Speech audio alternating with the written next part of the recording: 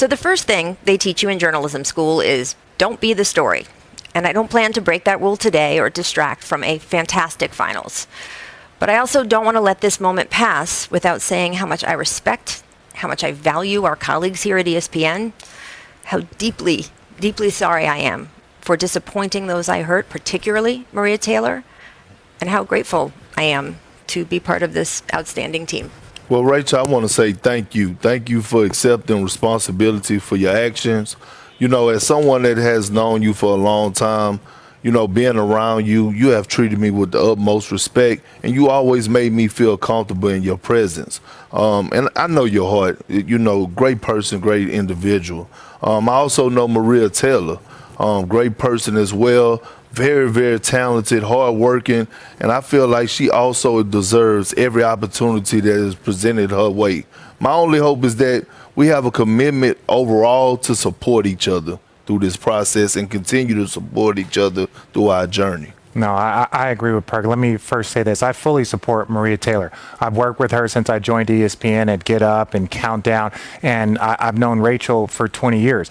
Rachel and our entire group here have had some very difficult conversations over this time period, and those conversations don't end here. We will continue to have uncomfortable conversations. No one is excused. She is not excused. I am not excused. Perk. This doesn't just go away, but we have to learn and understand it and become better for each other, and really through our actions more than anything, and that is our responsibility. And we all have a role in that, and that's something that I take pride in, and I hold to myself and everyone to a very high standard. Well, thank you guys both for being with me here today. Thank you, everyone out there, for being with us here today. Just below us is Media Day here at the NBA Finals. The Suns and Bucks getting ready to address what is one of the biggest moments of so many players' careers. We will have all of the sound, all of the action for you. Welcome to The Jump.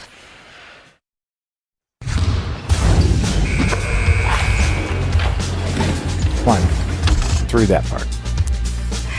We are indeed live from Phoenix, Arizona, the site of NBA Finals Media Day. It's also where Game 1 of the Finals will be played tomorrow between the Suns and Bucks. Welcome to The Jump.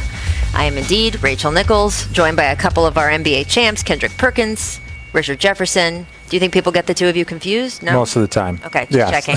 We will have full coverage of NBA Media Day. We're going to talk all about this matchup. We might have some special guests joining us, but first I do want to talk about this series. According to Caesars Sportsbook by William Hill, the Suns opened as slight favorites to win this series.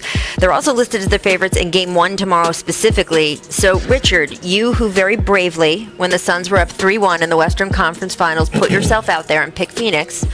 Do you agree with them being listed as the favorites in this series? Yeah, but see, you gotta give the context. I didn't just think that they were going to win the series. At that moment, I said that the Phoenix Suns were going to win it all. They're going to win the championship. Now, for the first time ever, Perk and I are going to agree on how they're going to go about it. But the difference between Perk and I is that I won't waver and I won't change as the series progresses. I believe the Suns are going to win this in 6. Well, I don't waver and I don't change. I stick to what I believe in. But look, you were just in Vegas, and this is how much I believe in the Phoenix Suns. I wish you would have told me before we got on the show that you went to Vegas, you know, yesterday and had a good time. Yeah. Because I would have told you to bet my house on it. That's how much faith I have in the Phoenix Suns right now. Yeah, for the simple fact that they're not lacking at anything, right? When you look at their depth, they have, you know, two awesome backcourt in Devin Booker and Chris Paul. They have shooting. They have a defensive identity.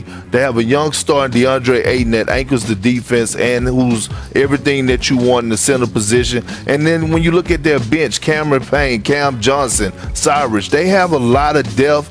They play with a sense of urgency on the defensive end. They play agenda-free basketball. And when I'm watching this Suns team and looking at them having to go against the Milwaukee Bucks, who you said plenty of times, right, Richard, that they're one of the dumbest teams in the NBA. I never said it publicly, but thank you for telling everyone that I said that. Thank you. I appreciate that. I mean, you know, hey, whatever. But they are. I agree with you. Yeah. So with that being said, you're looking at the Phoenix Suns, Rachel, and they have one of the highest IQs in the game of basketball. And so they make you pay for having dumb mistakes. Well, look, I'm going to go on record saying that I don't agree with either of you about the Bucks, so we can say that. They made it to the NBA Finals with Giannis Antetokounmpo hurt. I think you got to give them credit for that. Shout out Chris Middleton, mainly because Kevin Durant's feet are too big, but we'll talk about that another time. But also, certainly the Suns are coming into this as the favorites, and one of the reasons is the man you are about to hear from. We're going to go down to the floor where Media Day is happening. Our Dave McMenamin is with DeAndre Ayton. All right, wonderful. Thanks, guys. DeAndre, 22-year-old kid from the Bahamas. What's the significance to make the finals at this stage of your career? I'd say one word: consistency. Coming out the bubble, I finally learned the true meaning of professionalism, and I just stuck with it. It's a thing that's leading the wins, and why not? And, it came with the whole team sticking together and just being on each other and doing the right thing. No one's questioning your professionalism. We've seen it throughout these playoffs, but you also have fun with the game and with all the entrapments around the game. Tell me about those dance moves that you showed off on the court after Game 6 in LA. It's a TikTok dance my sister showed me, and I was just doing the same thing she showed. It was something popular, and, I just was having fun, just getting in my vibe, getting in the mode, and, just embracing the moment. Yeah, you said that Chris Paul is the best thing that's happened to your career. How has his influence not just affected you, but your entire Suns team this year? Just the way how we approach the game, period. The dude doesn't stop. He's consistent on how he just became CP. And, it's something us young guys, we pick up on and we respect him at a high level. And, he respects us the same. And, just to get the same respect and in the locker room, off the court, and a dude like him, who's a Hall of Famer, just, doing what he does and for who he is, it's something you can't really talk about. It's just, you feel like a Michael Jordan or, like LeBron James on the court with you, and to see him every day, you just start to pick it up. It just starts to pick up. So, DeAndre, Hillcrest Prep, right, in Arizona, University of Arizona Wildcats, like our jump producer, Danny Corrales. Shout out to Danny. And now you're a Phoenix Sun. What's it been like to have this journey here and to have the fans here see your basketball life play out in front of them? Being here since I was 16, high school, college, now the league, it's actually insane. I'm used to Phoenix, but I was never used to being at the top level while being in Phoenix. And, to see the fans give us this much love and support, it just wants you to keep going. You want to put on a show for your people and, just to get the city wild and just love us. And, the position we're at today, we're here to really leave a stamp and just, put our heads down and keep working. It's been a wonderful run so far. We have to end on a serious note here. We don't know what's going to happen on the other side of the ball with the Milwaukee Bucks and their health and availability, but you could be facing a two-time MVP in Giannis Antetokounmpo. How do you prep for that? Mainly just matching his physicality and just at the end of the day just competing. You cannot back down from the challenge. Just knowing his foul awareness, being the first man on defense, and just showing him a wall. At the end of the day, you want to stay between him and the ball scores, and just being ready for the challenge, period. You're going to be like a kid on Christmas Eve tonight. Going to be tough to sleep. Game 1 tomorrow. Thanks so much for the time. Thank you, boss. You got it. Lovely. Thank you, Dave. Thank you, DeAndre. What did you guys like about what you heard there? I mean, his maturity level, his growth. You can always tell a guy that has a high IQ, the way that he talks about the game of basketball. You could tell DeAndre Ayton is growing. Mm-hmm. You could tell he's a student of the game now, and he takes his craft more seriously. Yeah, no, well, I think it takes time. You have to grow, and ultimately you have to absorb stuff. And I think he had been doing that over a time period. Mm-hmm. And then when you add Chris Paul to that mix, it's like, oh, no. This is not about you figuring it out. This is about me showing you the way. And sometimes coaches will allow a player to figure it out and give him the time on the court. But I think now you're starting to see that confidence. You're starting to see him, see what's going on. Even then, taking on that challenge of Giannis. Well, this guy was a number 1 pick, right? And there were other people there. You had the Luka, you had the Trae Young, but here you have the Phoenix Suns with the number 1 pick about to play in the NBA Finals. What I love is how much he realizes the factors that have come into play in his career. He's still in his early 20s. I mean, it's hard to sometimes remember that. And he is very open about the fact that when Monty became the coach here, that Monty said to him, "You're not working hard enough," right? Monty has that expression, "I'm not calling you out, I'm calling you up."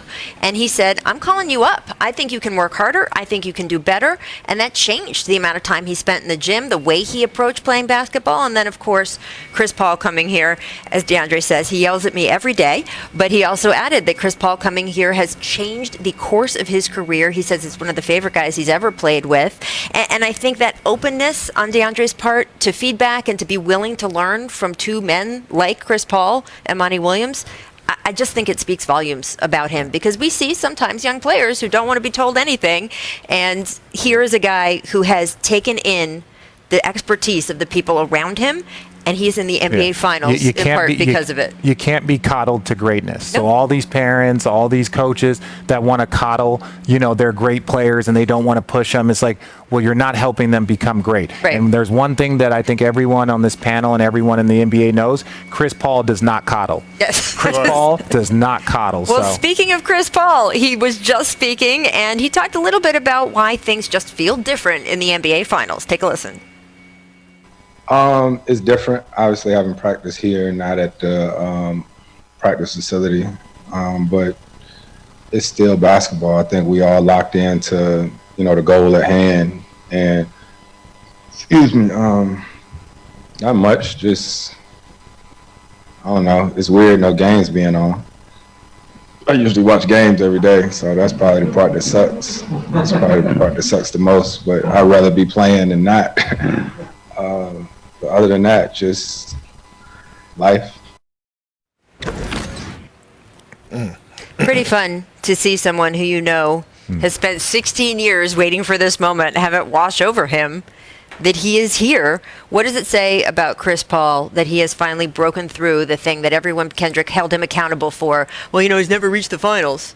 Well, it says a lot, and I go back to what I said last week about it's not what you do, it's how you do it, and the journey he chose to do it in for us reaching the finals. We all know at the age of 36, he could have chose to sit down with Sam Presti, negotiate a buyout, whatever the case may be, and could have went to a contender, probably picked somewhere like the Lakers or Miami or Milwaukee. But he chose to come to Phoenix with a young core that has zero playoff experience and come here and lead them. That's what makes it so special. And I get it. People could talk about the injuries to the Lakers, Jamal Murray being out, whatever the case may be. What about the injuries to Chris Paul? Yeah, right. But the shoulder, COVID, absolutely. the wrist? But he came in, he embraced these young guys. These young guys followed his lead, and look where they at right now. So at the end of the day, I want to go back to a lot of people take the regular season for granted. They were the number 2 seed.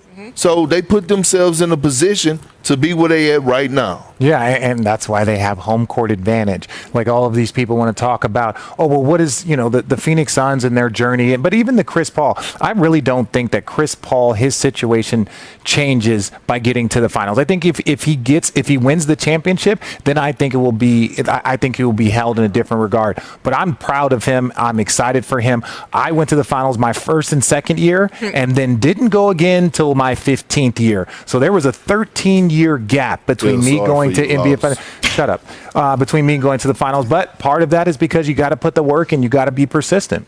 Richard, you've been to 4 NBA finals. Yes. Perk, how many for you? 5. Just saying. Yeah, I'm one up. It's all good, though. We've got more to come from Both got 1 win, so technically you're less successful than me. What? How? Percentage-wise, he's 1 for 5. I'm 1 for 4. Oh my! We have more to come here from NBA Media Day. We have more from the two of them. Simple Here's math. a distant replay, though. This date: USA basketball in 1992.